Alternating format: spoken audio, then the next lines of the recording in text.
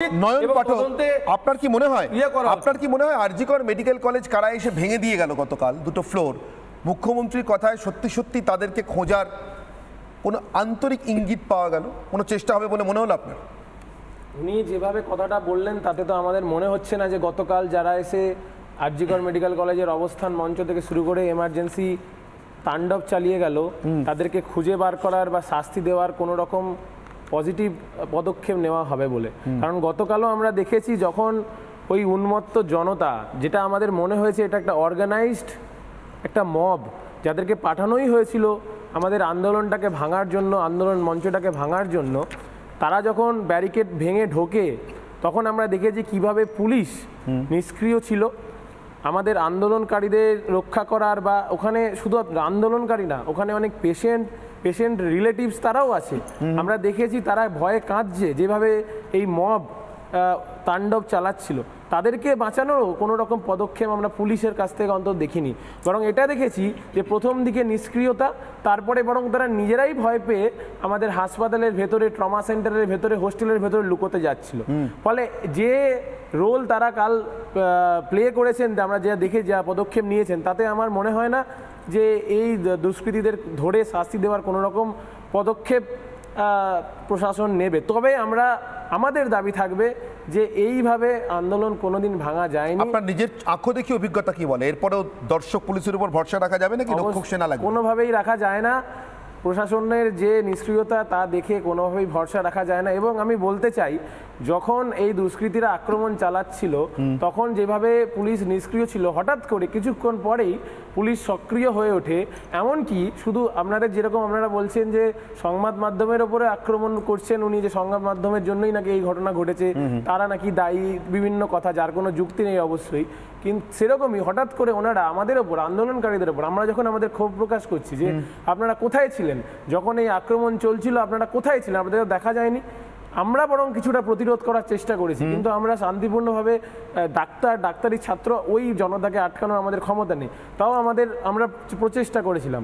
কিন্তু পুলিশ যেভাবে নিষ্ক্রিয় ছিল, কোথায় ছিলেন? তখন আমরা দেখেছি পুলিশের বড় কর্তারা আমাদের ওপর বিভিন্নভাবে কটূক্তি করতে থাকেন। আমাদেরকে যে কথাবার্তা সে দেখে তো আমাদের অবশ্যই কোনোভাবেই ওনাদের ওপর আর ভরসা করা যাচ্ছে না। দুর্বিনীত কমিশনারের ফোর্স বলে কথা, ফলে এর চেয়ে ভালোবাসা আশা করবেনই বাকি করে কি? শুরু করি মণিশঙ্করবাবু আপনার কাছ থেকে। মমতা বন্দ্যোপাধ্যায়ের দীর্ঘ বক্তৃতা দেখুন। রাজ্যের মুখ্যমন্ত্রী যখন গোয়েন্দা ভূমিকা অবতীর্ণ হন তখন তাকে আমি অস্বীকার করতে পারি না। ফলে আমি অপেক্ষা করছিলাম মমতা বন্দ্যোপাধ্যায়ের চোর ধরা, খুনি ধরা, গুন্ডা ধরার জন্য, এবং সেই সময়টা আমাকে দিতে হয়েছে মণিশঙ্করবাবু। ফলে আমাকে একটু মার্জনা করবেন। আপনাদের সবার কাছেই বলছি, সময় কিছুটা সংক্ষেপিত হয়েছে। দ্রুত যদি আমরা বিতর্কে আসল কথায় আসি, এ রাজ্যে যে কোনো মানুষের প্রাণ বাঁচানোর জন্য, সম্পত্তি বাঁচানোর জন্য, যে কোনো সরকারি বা বেসরকারি সম্পত্তি বাঁচানোর জন্য তাহলে কি এখন সেনাই হবে রক্ষক? মণিশঙ্করবাবু। না, দেখুন, প্রথম দিন থেকে আমরা যখন এই ব্যাপারটা নিয়ে পার্টিসিপেট করছিলাম, একটা জিনিস বলছিলাম, এটাতে কোনো তৃণমূল, কংগ্রেস, সিপিএম, কংগ্রেস, এসইউসিআই, বিজেপি এইসব করতে আমরা বসিনি। প্রত্যেকটা মানুষ পশ্চিমবাংলার তথা ভারতবর্ষে চেয়েছিলেন যে আসল দোষী তারা শাস্তি পাক, তাদেরকে চিহ্নিত করা হোক। এবং এই একটি বিষয় নিয়ে আজকে মনে হয় আমি লাইভে প্রথমবার দেখলাম যে রাত্রিবেলায় অরাজনৈতিক ব্যক্তিত্ব নিয়ে একটা রাত্রেবেলায় সংগঠন হলো, এটা একটা খুব ভালো দিক। কিন্তু আপনি যেটা শুরু করলেন যে গোয়েন্দার ভূমিকায় অবতীর্ণ হয়েছে, এটা আমার খুব আপত্তি আছে। কারণ আপনার থেকে মমতা ব্যানার্জি অনেক দিন পলিটিক্সে আছেন, অনেক ওঠাপড়া দেখেছেন এবং অনেক কিছু জানেন। আপনি এই সাংবাদিকতায় যদি অনেকটা এই গোয়েন্দার অবতীর্ণ হয়ে আপনি যদি আসতে পারেন, মমতা তার থেকে অনেকটা বেশি অনেক দিন ধরে আছেন, তিনি যদি কিছুটা তার এক্সপিরিয়েন্স শেয়ার করে, আমার মনে হয় সেটা কোনো একটা অন্যায়ের ব্যাপার নেই, এবং তার মধ্যে পুরোটা মিথ্যা হতে পারে, সেটার কোনো ব্যাপার নয়। এখন কথা হচ্ছে যে আপনারা শেষ করতে দিন না। আমি বলছি যে মানুষের, দেখুন, আজকে তো এখানে যতজন আছি বা যতজন আপনি আলোচনা করছেন এই ঘটনা নিয়ে, সবাই কিন্তু নিজের ব্যক্তিগত অনেক অভিজ্ঞতা শেয়ার করছিল। সেটা মোটামুটি এই তদন্তের প্রক্রিয়ার মধ্যেই করছিল, যে কেন বলেছিলেন এটা আত্মহত্যা, কেন সিমেন্টস পাওয়া গেছিল, একার দ্বারা সম্ভব নয়, কেন একে ধরা হলো, কেন টেম্পার করা হচ্ছে। ফলে যে যার এক্সপিরিয়েন্স মতো বয়স অনুপাতে আপনার পেশাদারি সরকারি জীবনে লটাই প্র্যাকটিস করেন, আমি তাহলে আপনার কি মনে হয় আপনার এই অধিকার বোধ জন্মায় যে আপনি আরজি করে কে ঘটনাটা ঘটেছে আপনি বলে দিতে পারবেন? মানুষের বাক স্বাধীনতা যখন আছেন আমি তখন আপনি বলতে পারেন, আমি বলতে পারি, ও বলতে পারে, কিন্তু এইটা এরকম নয় যে আমি একটা কোনো রাজনৈতিক দলকে সাপোর্ট করে শুধু এটা বলছি এই বার্তাটা যেন না পৌঁছে, এটা আমি বলতে চাইনি। আমি বলছি যে তদন্তটা সবসময় যে ভালো দিক হয় তা নয়, মানে এই যে তদন্ত কেন হচ্ছে না এটা যে জনমানসে চলে আসছে, এটা অনেক সময় না তদন্তকে অনেকটা বাধাপ্রাপ্ত করে। এক, দুই হচ্ছে যখনই পশ্চিমবঙ্গ সরকার পুলিশের আন্ডারেই তদন্তটা ছিল, ঘন্টায় ঘন্টায় আপনারা আপডেট চাইছিলেন তদন্তের কি হলো। আজ 3 দিন সিবিআই হয়ে গেল, সেই আপডেটগুলো তো আপনারা চাইছেন না। আজ কি বলুন, আজকে এই 3 দিন ধরে তদন্তটাতে সঞ্জয়কে আগের থেকে অ্যারেস্ট করেছিল, তাকেই অ্যারেস্ট করে নিয়ে তাকেই মেডিকেলে নিয়ে যাচ্ছে, তাকে স্বাস্থ্য পরীক্ষা হচ্ছে। তাহলে ঘন্টায় ঘন্টায় যে চাইছিলেন, আমি এটাকে আপনাকে দোষ দিচ্ছি না, কিন্তু যদি মনে হয় আপনার তদন্তটা ঘন্টায় ঘন্টায় আপডেট দেওয়াটা উচিত, তাহলে রাজ্য পুলিশের ক্ষেত্রে যেরকম উচিত, সিবিআই এর ক্ষেত্রেও সেরকম উচিত, সেটা আপনাদের চাওয়া উচিত। 3 সপ্তাহ পর কোর্টকে যখন রিপোর্ট পেশ করতে হবে, কোর্ট নিশ্চয়ই কেসটা আবার দেখবে। ঠিক যেভাবে রাজ্য সরকারকে দুদিনে চাইছে, সিবিআই কে 3 সপ্তাহ কেন দেখলো যে 3 দিন শেষ 3 দিন কোনো তদন্ত হয়নি। আমি আসবো, তদন্তটাতে 2 সপ্তাহ লাগতে পারে, 4 সপ্তাহ লাগতে পারে, সেই সময়টা দেওয়া উচিত। নয়ন পাঠক, আপনার কি মনে হয়, আপনার কি ইয়া ঘোষ বাম বলেছেন মুখ্যমন্ত্রী, প্রথম বামেদের কাছে আসছি, সায়নদীপ ভাববেন না বামকে ছোট করছি, আপনাদেরকে খুব বড় ক্রিমিনালের আসনটা দিচ্ছি মুখ্যমন্ত্রীর কথা অনুযায়ী, তারপরেই রাম কে আপনাদের কথা এসছে, ভারতের পতাকা হাতে নিলে বিজেপি হয়, এটা আমি জানতে পারলাম মুখ্যমন্ত্রীর কথা অনুযায়ী, কিন্তু উনি যেভাবে সিদ্ধান্তে পৌঁছেছেন আমাকে জিজ্ঞাসা করতে হবে, আপনারা ভেঙেছেন কালকে? একটা ছড়া খুব ভাইরাল হয়েছে অনির্বাণ, আরজি কর নেংটি ছেড়ে ধেড়ে ধর, কিন্তু আমরা এখানে দেখছি পুলিশ, মমতা বন্দ্যোপাধ্যায় পুলিশ মন্ত্রী, তাদের একটা অদ্ভুত দিব্য দৃষ্টি এসেছে। তারা বুঝতে পারেন যে মিডিয়াই এই আজ গতকালের গন্ডগোলের পেছনের ছিল, তাদেরই প্রভোকেশনে হয়েছে। আমরা দেখছি পুলিশ মন্ত্রী বুঝতে পারছেন যে কারা কারা জাতীয় পতাকা মানেই হচ্ছে ভারতীয় জনতা পার্টি যদি হয়।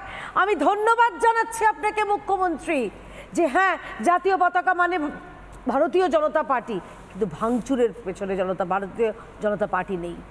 যারা রয়েছে সেই ভিডিও ভাইরাল হয়েছে, লরি করে ছোট ছোট ওই ভ্যান করে কারা এসেছে, কোথা থেকে এসেছে, কেন এসেছে, কি কারণে এসেছে, সেই প্রশ্নের উত্তর আমরা খুঁজছি। আপনাদের লোক নয়, শিওর আমাদের লোক নয়। আমার যে কোনো, আমি এখানে রাজনৈতিক দলের হয়ে বলছি না, কিন্তু আমি বলছি সাধারণ মানুষ নয়, এরা হচ্ছে সাধারণ মানুষ নয়। ওই ঠাকুর ঘরে কে আমি তো কলা খাইনি, তাদেরই মনে হচ্ছে গায়ে লাগছে। এখানে যারা গতকাল রাস্তায় বেরিয়েছিলেন, যে মহিলারা বেরিয়েছিলেন রাত্রি দখল করতে, তাদের সে শান্তিপূর্ণ আন্দোলনটাকে এইভাবে অশান্ত করে কি কারণে দাগিয়ে দেওয়া, এইটা একটা পুরো প্ল্যান ছিল। আমরা যেই ভিডিওগুলো পেয়েছি, যে চ্যাটগুলো ভাইরাল হয়েছে, এই ভাই নয়নদের মতন অধিকাংশ ডাক্তার তারা প্রাণ ভয় তারা লুকিয়েছিলেন। আর লুকিয়েছিলেন কারা জানেন তো? ওই দুর্বিনীত সাহেবের যারা পুলিশ ছিল তারাও লুকিয়েছিলেন। কখনো টেবিলের তলায় লুকোন, অথচ খাটের তলায় টাকা তারা খুঁজে পান না। আর আপনি যে এই পুলিশ কমিশনারের কথা বললেন, যে দেখুন দিব্য দৃষ্টিওয়ালা পুলিশ কমিশনার, তিনি জানেন মিডিয়া কোনটা কোনটা করিয়েছে, কাদের জন্য কোনটা কোনটা হয়েছে, কোনটা আপনারা সোশ্যাল মিডিয়া পোস্ট করছেন সেটার জন্য অতি সক্রিয়। কিন্তু এই বিনীত গোয়েলের দেখুন, স্মৃতি তো সতত সুখের হয় না। 2013 কামদুনি মনে আছে অনির্বাণ? তখন এই বিনীত গোয়েল ছিলেন আইজিপি, ইন্সপেক্টর জেনারেল পুলিশ, সিআইডির। কামদুনির যারা দোষী তাদের কি হয়েছিল জানেন তো? তাদের লোয়ার কোর্টে তাদের সাজা হয়েছিল, ফাঁসি হয়েছিল। আপার কোর্টে, হাইকোর্টে গিয়ে তারা বেকসুর খালাস অধিকাংশ। কেন? কারণ এভিডেন্স রাখা যায়নি। আর ঠিক তার রিপিট টেলিকাস্ট দেখছি আমরা 2024 অনির্বাণ। এই এত সাত তাড়াতাড়ি অভয়াকে পুড়িয়ে দেওয়ার কি তাড়াহুড়ো ছিল? কেন এই রেনোভেশনের কাজ, ওই বাথরুম রেনোভেশনের কাজ কি কারণে ছিল? এই প্রশ্ন তো আমাদের আছে। এবং আর বলবেন না, আপনাদের গালে থাপ্পড় মেরে মাননীয় আদালত দিয়ে দিয়েছে সিবিআই কে, আপনাদের গালে থাপ্পড় মেরে দিয়েছে। কারণ কিচ্ছু চান না। আর সেই কারণেই শুধুমাত্র একজনকে ফাঁসি দাও, কেন আপনারা আরেকটা ধনঞ্জয় করতে চাইছে? আপনারা না, প্রকৃত দোষী কিভাবে হবে? প্রকৃত দোষীর চিহ্নিত কিভাবে হবে? প্রকৃত দোষীকে এইভাবে চিহ্নিত হবে না, প্রকৃত দোষীকে এইভাবে চিহ্নিত হবে। রাজ্যের গোয়েন্দা প্রধান মুখ্যমন্ত্রী ধরে দিয়েছেন এভাবে। আমি না, না, বলছি যে মমতা যারা বন্দ্যোপাধ্যায় কি রাজ্যের গোয়েন্দা প্রধান? investigation আমি জিজ্ঞাসা করছি যারা মনীষা বাবু, expert। একটা স্ট্রেট উত্তর দিন না। কি? মমতা বন্দ্যোপাধ্যায় কি রাজ্যের গোয়েন্দা প্রধান? না, নিশ্চয়ই না। তাহলে কি করে তার দোষী অভিজ্ঞতা, চিহ্নিত হবে? আপনিও না, আমিও না। অভিজ্ঞতা দেখা যায়। আরে উনি তো শায়নদীপ মিত্র। বাহুবলীর সবাই তো প্রধানের উনি তো গোয়েন্দা হয়ে গেছে না, শায়নদীপ মেরা বাঁচানি শাসনে। শায়নদীপ